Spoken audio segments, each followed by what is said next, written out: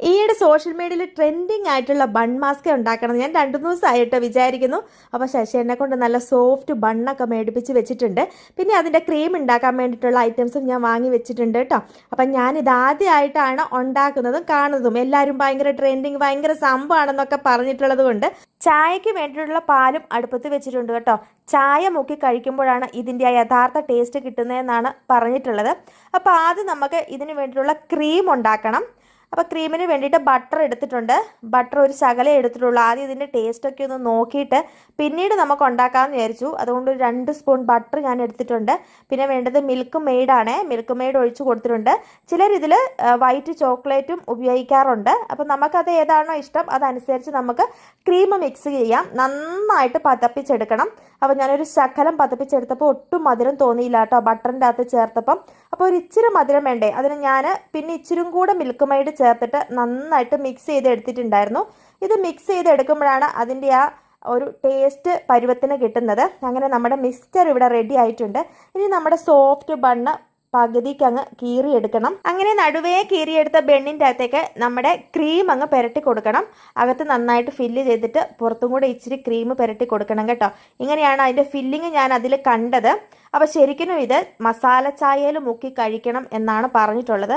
അപ്പോൾ ഇതാണ്ട ക്രീമൊക്കെ നല്ല മാതിരി പുറത്തും അകത്തും ഒക്കെ തേച്ച് പിടിപ്പിച്ചെടുത്തിട്ടുണ്ട് കേട്ടോ. ഇതാണ് ഞാൻ കണ്ട ബൺ മാസ്ക. ഇതിനിപ്പോൾ എങ്ങനെയുണ്ടെന്നുള്ളത് കഴിച്ചു നോക്കിയാലേ അറിയത്തുള്ളൂ.